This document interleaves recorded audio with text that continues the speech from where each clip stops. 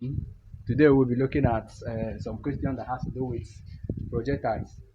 Today, based on the question we have here, is that a stone thrown horizontally from the top of a vertical wall with a velocity of 15 meters per second hits the horizontal ground at a point 45 meters from the base of the wall.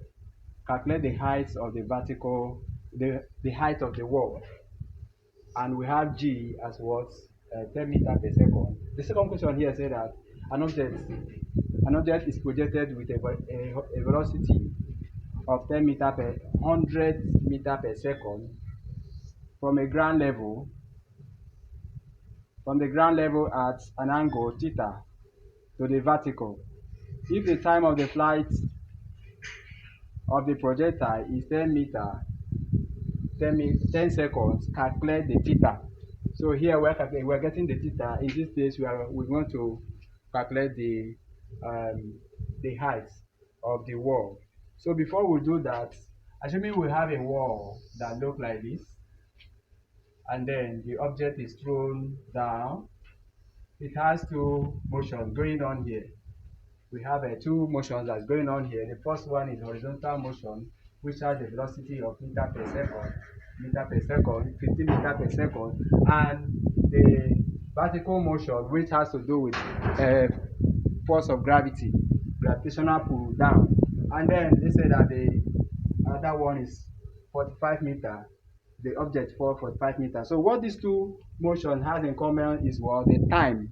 The time is what they have in common. So for us to get the time here, the time involved in order to calculate the height of this wall. This is the wall. We can call this height x. So in order to calculate it, we need to get the time. So based on that, we have the velocity. Horizontal velocity here is 15, and then the distance from from the base of the wall is what 45 meters. So what we do here, you know that velocity is always distance over what time. Then what do we have here? Velocity is 15, and then distance is 45 all over what t, which is time. If you cross multiply, we have 15t equal to 45. 45 multiply that, we have 15. 45 times 1, we have 45. So now t will then be, that is the time, 45 over 15. That will give us 3 seconds. So we have 3 seconds. Now the force as a result of the fall here due to force of gravity, what we have here is that initial velocity here at this point, at this height is what 0. And we can use the equation of motion. The equation of motion, that is ut plus, this is the equation of motion we can use to find the distance. This distance s is equal to u multiplied by t plus half at squared. So initial velocity here is equal to 0. We write 0 times 3, which is our time. We have it from here.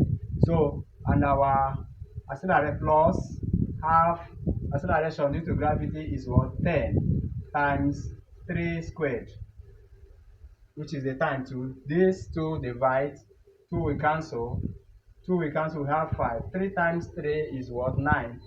5 times 9 will give us 45. That is the height of the wall. The height of the wall is 45 meters. So let's go to the next one that we have. So the next one we have here is an object. We are calculating what we are calculating here is theta. So based on what we have, we know that the total flight time for the flight is what happened here. So we have this other one is to the vertical. According to the equation, it stays to the vertical, theta to the vertical.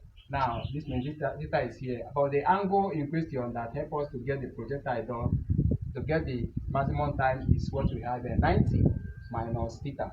That's what we need for that. So in that case, the total flight is what 10 seconds. So what we do here is that to calculate this, we are going to do total time is equal to 2u sine theta all over g. where our u is 100. Our u is 100 meter.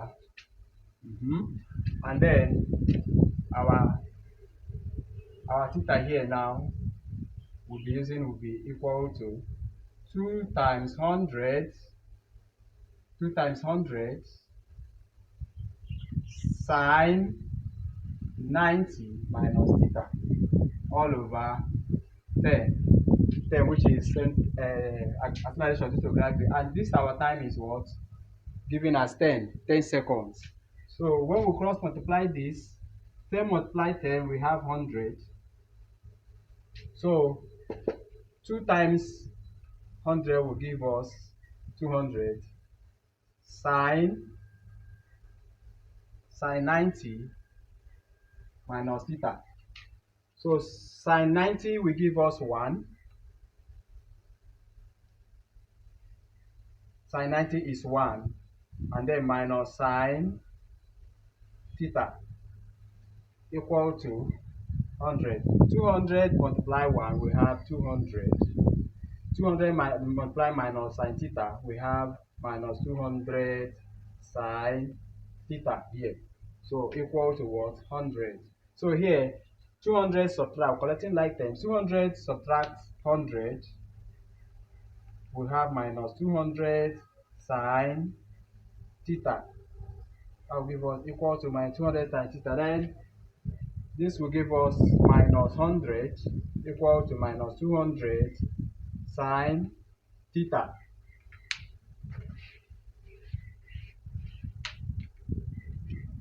So the next thing we do here is now 200 divided by 200 minus 200 sine theta. This will cancel out. We have half equal to sine theta. Now inverse of this theta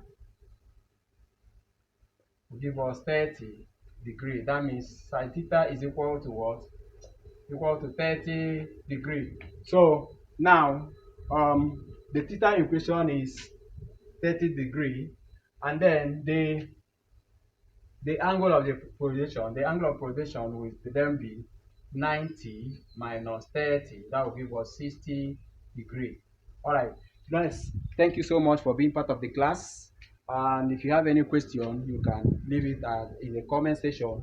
And then we encourage you to subscribe if you have not subscribed. Subscribe, that's one of the ways you can encourage us to do more. Thank you, and then meet you again in our next class. Thank you.